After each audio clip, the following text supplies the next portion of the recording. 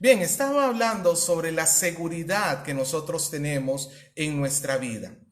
¿Cuáles son las cosas que nos causan seguridad? Algunas personas porque tienen dinero o porque tienen papel higiénico o porque no pertenecen al grupo de que está en riesgo, se sienten tranquilos y seguros y piensan que esta enfermedad no les va a causar ningún daño o bueno, hasta cierto punto se sienten más seguros que otros. Y otros más bien que o no tienen dinero o están en un grupo de riesgo, se sienten amedrentados, se sienten tan temerosos. Pero yo te hago una pregunta. ¿Son estas cosas que tenemos alrededor nuestro dignas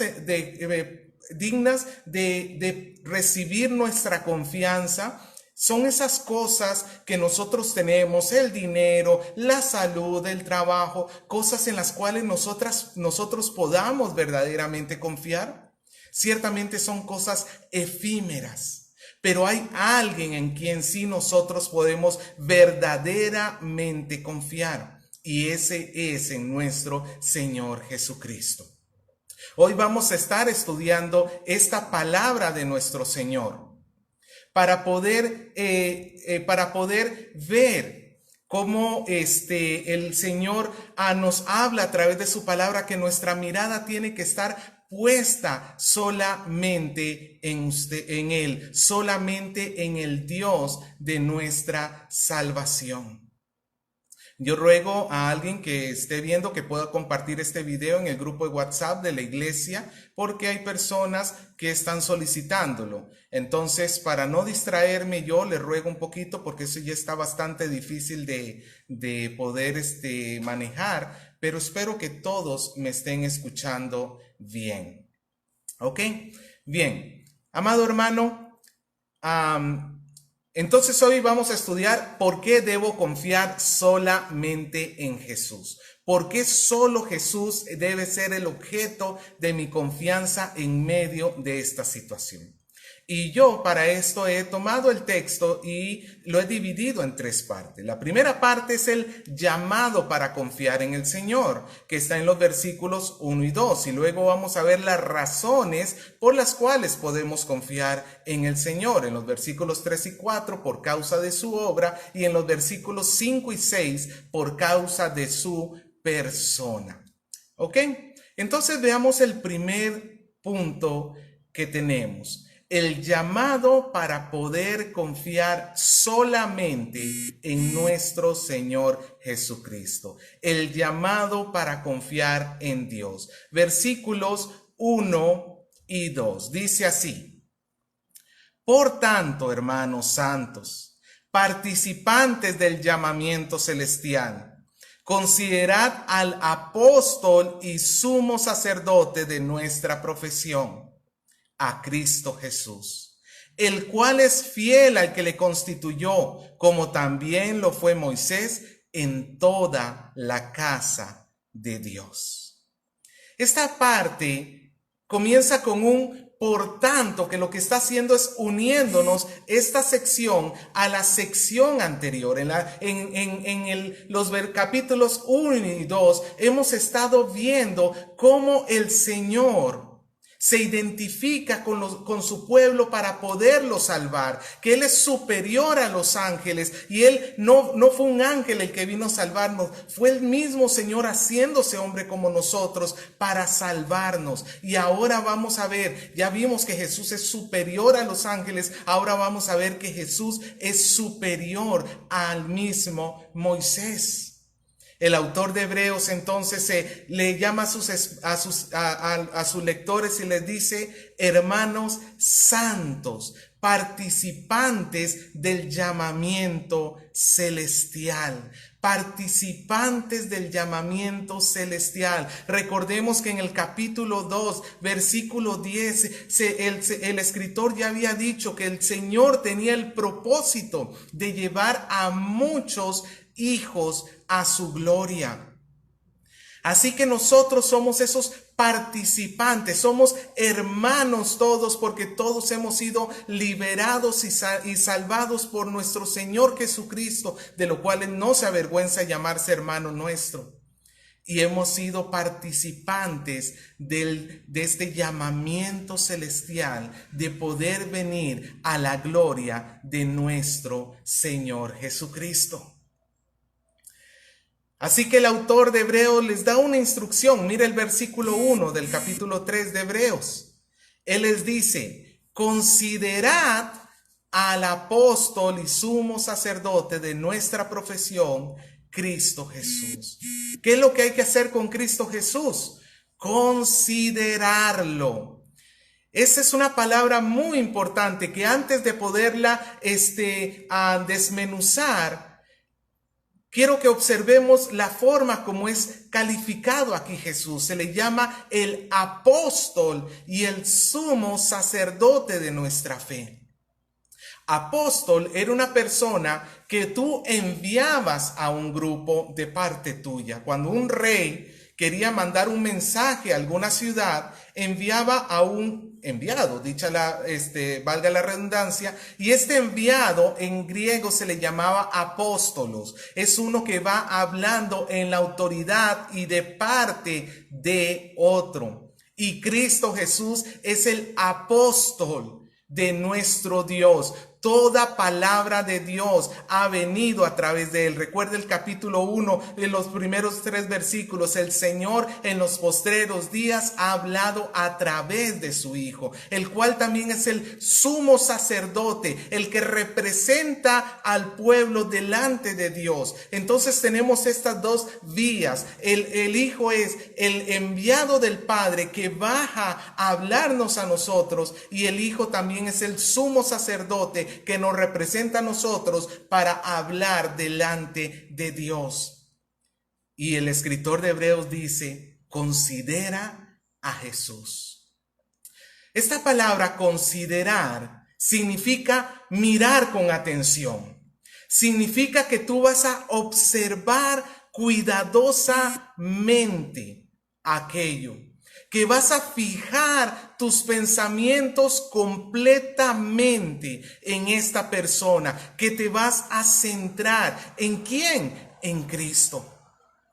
Los hebreos habían estado fallando en esta instrucción. Ya en el capítulo 2, versículo 1, el escritor de Hebreos había dicho: es necesario que atendamos las cosas que hemos oído, no sea que nos deslicemos. Los hebreos estaban deslizando. Ellos tenían su mirada puesta no en Dios, no en Jesús, en alguien más. En este caso, ¿a quién miraban? A nada más y nada menos que Moisés. Y quizás tú si te pones a pensar, tiene mucho sentido mirar a Moisés, porque Moisés tuvo una vida excepcional. Dios lo salvó en su nacimiento. Dios lo llamó personalmente en la zarza ardiendo. Dios hizo milagros a través de él. Dios sacó a su pueblo a la libertad a través de él. Le dio la ley, estableció un pacto a través de Moisés. Dios hablaba cara a cara con Moisés. Es más, cuando Moisés bajaba de haber hablado con Dios, su rostro resplandecía. Cuando Moisés murió, el mismo Dios se encargó de su entierro. Entonces ellos, los judíos, muchos de los hebreos, pensaban que Moisés era incluso superior a los ángeles y por tanto ponían su confianza solo en Moisés. Y hermanos, es que esto es así. Los seres humanos vamos a poner nuestra confianza en algo. ¿Tú en qué estás poniendo tu confianza? ¿Tú en qué estás creyendo que estás seguro? ¿Porque tienes algo de dinero guardado? ¿Porque tienes un contrato laboral que te asegura trabajo por 1 año? ¿Porque quizás te encuentras joven? ¿O porque todavía no se han presentado casos de coronavirus muy cerca de tu casa? ¿O de repente donde estás te encuentras alejado? No, hermano, nada de eso es digno de recibir nuestra confianza. Nada de eso es digno de que nosotros veamos como nuestra confianza. Si nosotros vamos a poner nuestros ojos en algo para confiar, nuestra mirada tiene que ir directa a nuestro Señor Jesucristo. Y la pregunta es ¿por qué? Mira lo que dice el versículo 2. Dice que Jesús es fiel al que le constituyó, como también lo fue Moisés en toda la casa de Dios. La causa por la cual nosotros debemos mirar a Jesús es por su fidelidad. Nuestro Señor es absolutamente fiel. ¿Fiel a qué? Fiel en su trabajo como apóstol, como el enviado de Dios para podernos revelar a Dios completamente. Y fiel en su trabajo como sumo sacerdote, como aquel que nos está representando delante de Dios, aquel que está intercediendo delante de Dios.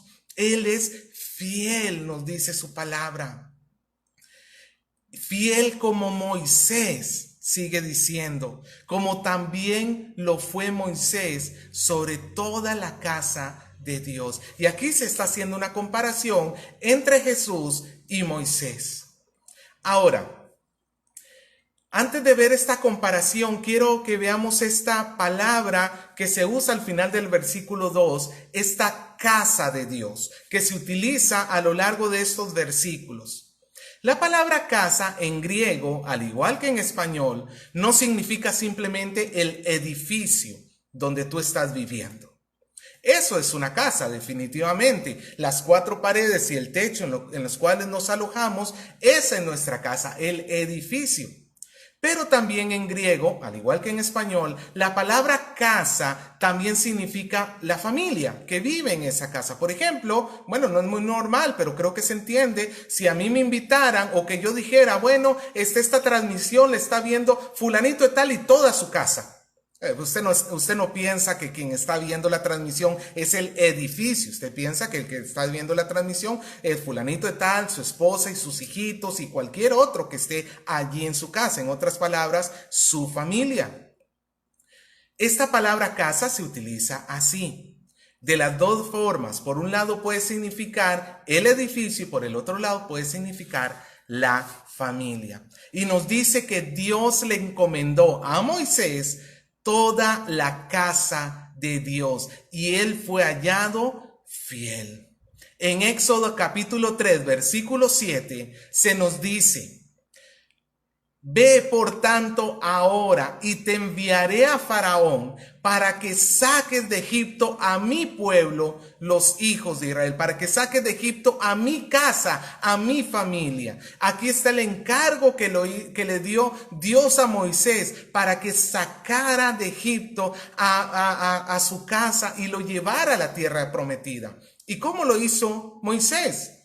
Lo hizo fielmente. En Números capítulo 12, versículo 7, el mismo Señor Jesús, el mismo Dios está testificando de la fidelidad de Moisés. Y él dice acerca de Moisés cuando está regañando a Aarón y a María por haber conspirado contra él.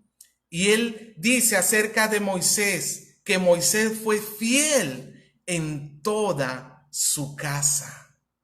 La labor de Moisés era muy grande. Él tenía que sacar al pueblo de Israel y llevarlo a la tierra prometida. Él fue fiel. No fue perfecto, pero fue fiel. Ahora, como Moisés fue fiel a su labor de ser apóstol, porque Moisés también de alguna manera funcionó como apóstol, aunque él nunca funcionó como un sumo sacerdote en el sentido estricto de la palabra. De la misma manera, nuestro Señor Jesucristo recibió la encomienda de Dios para ocuparse de la casa de Dios.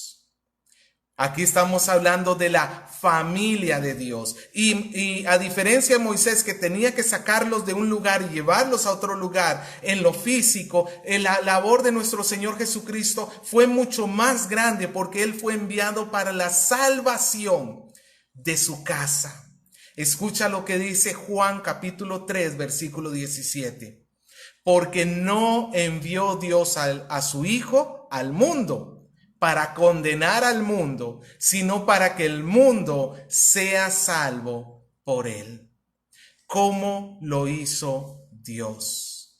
¿Cómo hizo Jesús su labor? ¿Habrá sido fiel o no habrá sido fiel? Mira lo que testifica el mismo Señor, el mismo Dios en Marcos capítulo 1, versículo 11. Dice que los cielos se abrieron y el Señor testificó desde los cielos acerca de Jesús. Tú eres mi Hijo amado, en ti tengo mi complacencia. La labor de nuestro Señor Jesucristo fue mucho más grande que la labor de Moisés. Pero el Señor Jesús fue completamente fiel en lo que hizo. Y Él sí lo hizo a la perfección. Él nunca pecó, Él nunca se equivocó, Él lo hizo en una perfección absoluta. Es por eso que solo Jesús merece tu confianza. Es por eso que solo Jesús merece que tú creas en Él, que tú confíes en Él y que tú deposites en Él tu esperanza, no en el dinero, no en tu salud, no en tu trabajo. Míralo a Él en este tiempo de necesidad. Ahora, el escritor de Hebreos se va a encargar de mostrarnos por qué podemos confiar en Jesús. Y nos va a dar dos razones. La primera tiene que ver con la obra de Jesús. Vemos la gloria de Jesús en su obra. Y la segunda tiene que ver con su persona. Vemos la gloria de Jesús en la persona de Jesús. Ok, veamos entonces nuestro segundo punto. Podemos confiar en Jesús porque vemos su gloria en su obra. Mira el versículo 3 y 4. Porque de tanto mayor gloria que Moisés es estimado digno cuanto tiene mayor honra que la casa el que la hizo. Porque toda casa es hecha por alguno, pero el que hizo todas las cosas es Dios. Moisés era digno de ser reconocido como un gran hombre, sí, definitivamente. Moisés fue una persona excepcional, pero si nosotros usamos la lógica, debemos entender entonces que si hay un gran hombre, aquel ser, Dios, que lo hizo grande a él, merece entonces ser digno de más alabanza que aquel gran hombre. Voy a explicar esto, que sé que ha sonado un poquito difícil, y voy a utilizar el mismo ejemplo que usa el escritor de Hebreos en los versículos 3 y 4. Él nos habla de una casa, ahora sí vamos a pensar casa en un edificio. Él nos habla de una casa y un constructor. Y por un momento te pido que trates de recordar cuál es la casa más grande, más excepcional, la más bella casa que tú hayas visto, sea personalmente o sea que la viste en televisión, en internet, donde sea que la hayas visto. Una casa que tú con solo verla o recordarla hayas dicho, wow. ¿Sabe? Hace 3 años atrás nosotros tuvimos la bendición de Dios de poder estar en Italia y estuvimos en el Vaticano. Y hermano, creo que a ninguno de nosotros nos queda la menor duda que el Vaticano es una de las construcciones más espectaculares que tiene la humanidad. Es increíble la cantidad de hermosuras que hay en el Vaticano. Pues si hay algo tan hermoso, tan bello y tan hermano, que nos deja sin aliento, la lógica nos marca que el Vaticano no se creó solito. El Vaticano no es como una planta que crece solita. Alguien la tuvo que haber construido. Y entonces la lógica me lleva a pensar que el constructor del Vaticano Ha sido él o los constructores, la verdad que no estoy muy enterado de cuántos han sido, pero imaginémonos que haya sido una sola persona. Ese constructor es todavía más asombroso que el mismo Vaticano, porque nadie puede construir algo que sea más grande que uno. Toda persona que crea algo debajo de sus capacidades. Yo no puedo hacer algo por encima de mis capacidades. Mi obra nunca va a poder ser mejor que yo, porque yo soy el que la creo. Entonces, si vemos esa lógica, hay un edificio hermoso, y si ese edificio es digno de ser glorificado, llamémoslo así, digno de alabanza, pues el constructor de ese edificio es todavía digno de mucha más alabanza que el edificio en sí. Ponte a pensar en la Mona Lisa y en Da Vinci. Mona Lisa, uno de los cuadros más populares, más reconocidos del mundo entero. Sin duda alguna podemos decir que Da Vinci es mayor que la Mona Lisa, porque si Da Vinci hubiera sido más pequeño, la Mona Lisa automáticamente hubiera sido más pequeña en su gloria. A mayor gloria del edificio, mayor gloria es la del constructor. Eso es lo que quiere decir acá el autor de Hebreos. Y él entonces está hablando de Moisés. Mira de nuevo el versículo 3, porque de tanta mayor gloria que Moisés es estimado digno este. En otras palabras, Moisés y el pueblo de Israel eran el edificio que se estaba construyendo. Moisés y el pueblo de Israel son el pueblo especial de Dios. Y la base de todo este edificio que es el pueblo de Israel sería Moisés, y ahí habríamos que sumar a Abraham y a David. Quizás esos tres serían los tres soportes, los tres fundamentos del pueblo de Israel. Un pueblo glorioso sobre todos los pueblos de la tierra. Un pueblo sin igual, un pueblo en el cual Dios decidió mostrar su gloria. Israel y Moisés fueron un pueblo único en el mundo, bajo el Antiguo Testamento.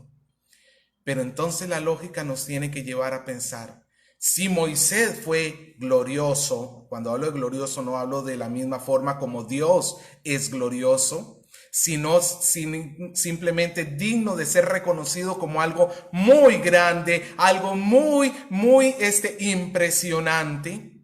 Si Moisés y todo Israel como una casa tienen que ser reconocidos como esto, entonces nuevamente la gloria nos lleva a pensar que el que hizo a Israel es todavía más glorioso. Y el que hizo a Israel es nuestro Señor Jesucristo. Ya lo vimos en los primeros 3 versículos del libro de los Hebreos, cuando dice que el Señor hizo todas las cosas por medio de Jesús. Él merece toda la gloria por lo que hizo en Israel, y Él merece toda la gloria por lo que hizo contigo. Si tú me escuchas, si eres parte de la iglesia, ponte a pensar en lo que el Señor ha hecho hasta ahora contigo. El Señor ha perdonado todas tus iniquidades, ha perdonado todas tus maldades. El Señor te ha rescatado, el Señor te ha liberado, el Señor te ha traído de una antigua vida a una nueva. El Señor ha traído sobre ti lo que era imposible para ti. Tú eres una obra grandiosa del Señor. Y entonces el Señor que te está haciendo a ti, está haciendo a la iglesia gloriosa, merece más gloria que cualquier otra cosa de esta tierra. Hermano, ¿qué va a poder hacer tu dinero por ti? Si posiblemente, no sé, puede llegar el punto en que tengamos que vivir otro choque económico y las cosas se vuelvan difíciles de nuevo y todo el dinero que estabas acumulando va a ser como nada. Y si tú ponías tu confianza en ello, ¿ahora en qué te queda? ¿Ahora en qué te queda? Por eso, hermanos, es que la grandeza de Jesús es revelada en su obra. Por lo que Él hizo, nosotros podemos confiar en Él. Él fue fiel en su obra y nosotros podemos confiar en Él. Ahora veamos el tercer punto, que nosotros podemos confiar en Jesús porque vemos su gloria en su persona. Podemos confiar en Jesús porque vemos su gloria en su persona. Ya no estamos hablando solamente de la obra de Jesús como el constructor de aquella casa. Vamos a hablar de la persona de Jesús, en este caso como el Hijo sobre la casa. Mira los versículos 5 y 6. Y Moisés a la verdad fue fiel en toda la casa de Dios como siervo para testimonio de lo que se había de decir. Pero Cristo como Hijo sobre la casa, la cual casa somos nosotros, si retenemos firme hasta el fin la confianza y el gloriarnos en la esperanza. La segunda comparación que tenemos acá, ya entre Jesús y Moisés, ya no es en cuanto a su obra, sino en cuanto a su persona. Y aquí ya no vamos a hablar de casa como un edificio, sino casa como una familia. Las familias en la antigüedad estaban conformadas por papá, por mamá, por los hijos y por los siervos, los que servían, la servidumbre de la casa, era considerada dentro de la familia. No eran simples trabajadores externos, sino que sí se les consideraba parte de la familia. En este sentido, cuando hablamos de un siervo, estamos hablando no de uno que está esclavizado en la mala manera de la palabra contra su voluntad, sino personas que servían con amor a sus amos, con agrado a sus amos. Cuando un siervo hacía bien su labor, entonces traía gloria a su señor. Esto pues es el pensamiento que tenemos de fondo en Malaquías capítulo 1 versículo 6. Escucha lo que el Señor le reclama al pueblo de Dios en Malaquías 1:6. El Señor le dice: el hijo honra al padre y el siervo honra a su señor. Si pues yo soy padre, ¿dónde está mi honra? Y si soy señor, ¿dónde está mi temor? Básicamente lo que el Señor estaba reclamando acá y decía, pues todo hijo y todo siervo, cuando hacen sus cosas bien, lo que van a provocar es que el nombre de su padre o el nombre de su Señor sea glorificado. Y sí, eso lo vemos incluso en nuestras relaciones laborales. Nosotros, por ejemplo, cuando un cristiano hace bien su labor, cuando un cristiano es eficiente en su trabajo, es honesto y busca hacer las cosas como tienen que ser hechas, no al ojo, no es que si el jefe me está viendo me pongo a trabajar y cuando no está viendo me pongo a ver las redes sociales, no, eso deshonra a Dios. Pero cuando un cristiano es fiel a su Señor y comienza a trabajar bien, y por ejemplo está en un grupo de trabajo y hay una persona que está supervisando este grupo de trabajo, la buena labor de ese cristiano va a provocar que ese supervisor, ese jefe, ese gerente, no sé cómo, quién sea, esa persona va a quedar bien por tu labor. Tú haces bien tu labor, y eso trae gloria, honra, llamémoslo así, a los que están encima tuyo. Y nosotros estamos llamados a ser ese tipo de trabajadores, dicho sea de paso. Pero bueno, no es el punto principal de mi prédica hoy. Lo que quiero mostrar es que el siervo, cuando hacía bien su labor, el que merecía la gloria y la honra era el amo.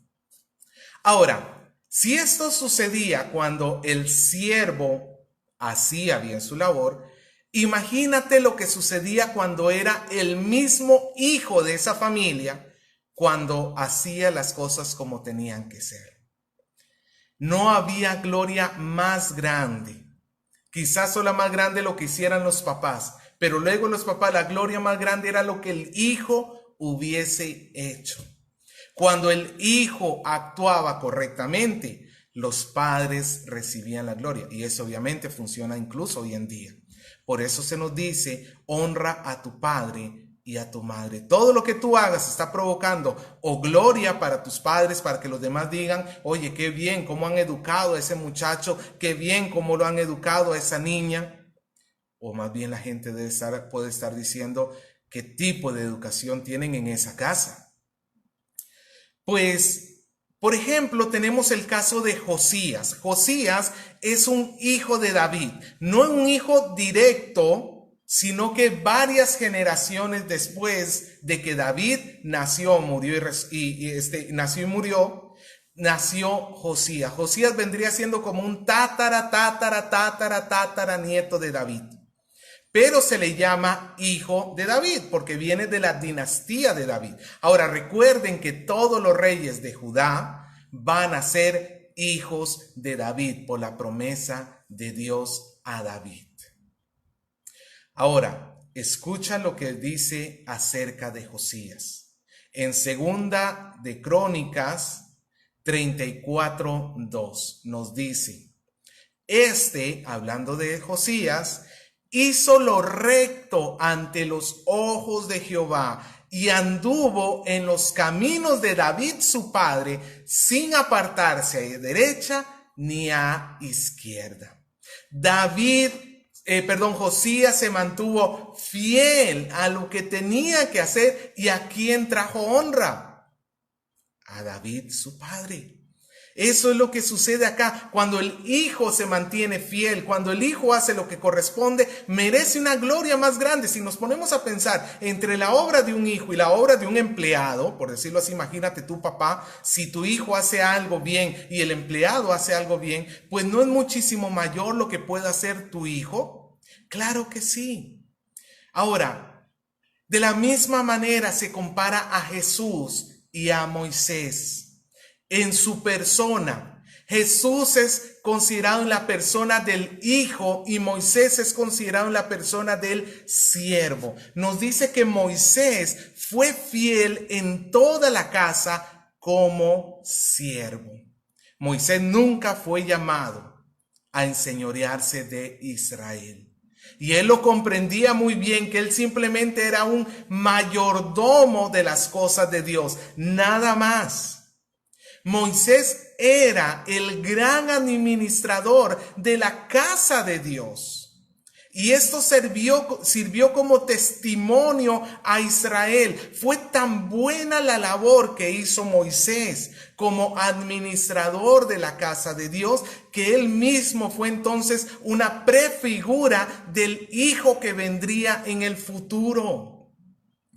Escucha lo que dice Deuteronomio capítulo 18 versículo 15. Moisés está hablándole al pueblo en uno de sus discursos y él le dice a su pueblo, profeta en medio de ti, de tus hermanos, como yo, te levantará Jehová, a él oiréis. Hermano, también hizo Moisés su trabajo en Israel, que él, inspirado por el Espíritu Santo, le pudo decir al pueblo, un día vendrá uno que funcionará como un profeta, como yo. Hermano, esas son palabras mayores. A encontrar algún punto de comparación entre el hijo y una persona es bien difícil, y esto nos muestra qué tan grande fue la labor de Moisés. Él fue muy fiel, por eso se nos dice que quedó como testimonio. Nos dice en el versículo 5 de lo que iba a decir. Él quedó como testimonio del hijo que vendría en el futuro, pero siempre quedó como siervo. Moisés fue fiel, siervo fiel. Moisés honró a Dios. Él era un anuncio anticipado del que vendría, de Jesús. Entonces la lógica lleva a pensarnos que si esa es la gloria que pudo tener un siervo, ahora imagínate la gloria que puede llegar a tener el Hijo. Imagínate la gloria que puede llegar a tener el mismo Hijo de nuestro Señor. Él, Jesús, no tiene la gloria de un siervo, tiene la gloria del hijo de la casa. Mientras que Moisés en el versículo 5 se nos dice que él fue fiel en toda la casa porque él pertenecía a la casa de Dios, se nos dice que Cristo como hijo estaba sobre la casa de Dios. Moisés fue exitoso en su labor, pero su labor era con una sola generación de israelitas, aquellos que salieron de Egipto y quedaron a las puertas de la tierra prometida 40 años después, porque recuerda que Moisés no pudo entrar a la tierra prometida, él se quedó fuera de la tierra prometida. Y Moisés nada más afectó a esa única generación directamente.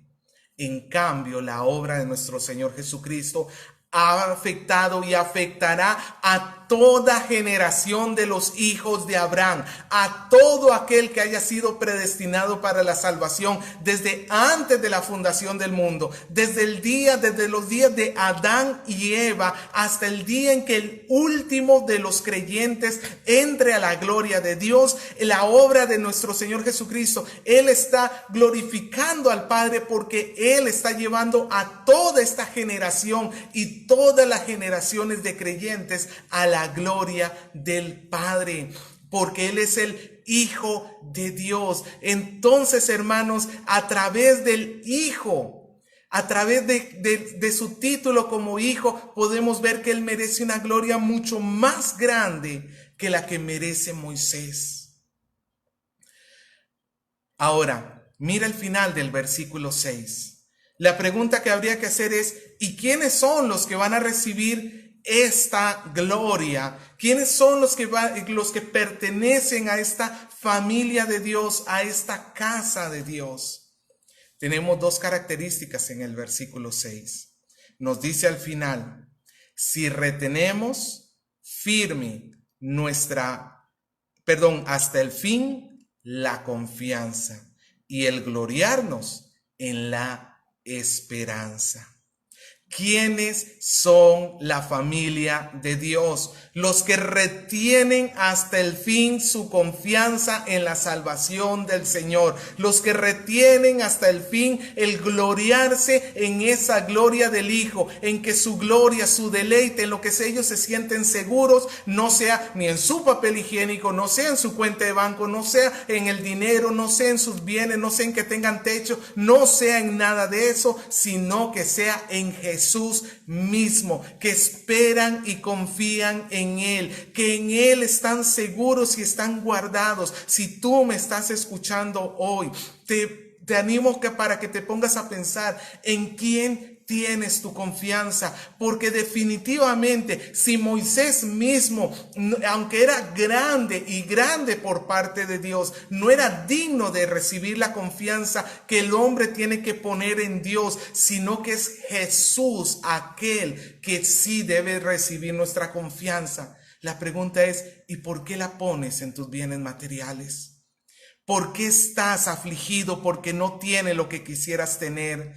¿Por qué estás preocupado por las circunstancias de este día?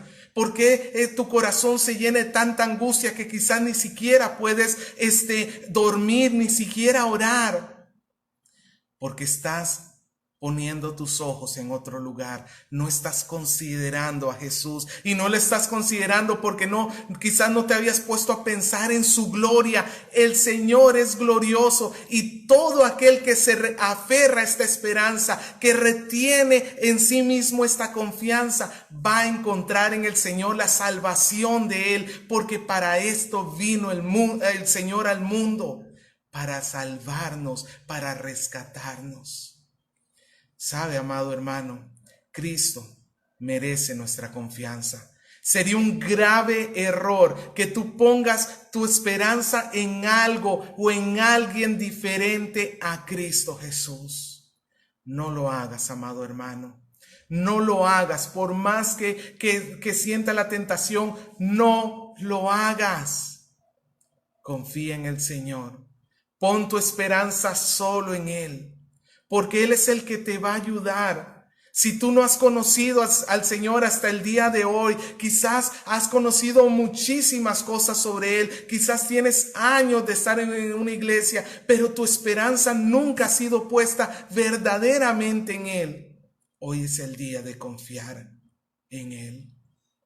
¿Sabe? Esta semana yo he estado meditando acerca del COVID-19, del coronavirus.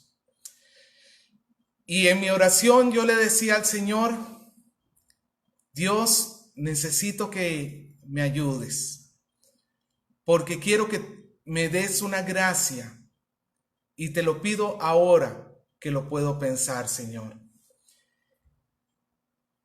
Y le pedí al Señor que si en algún momento yo tuviese que atravesar esta enfermedad del COVID-19,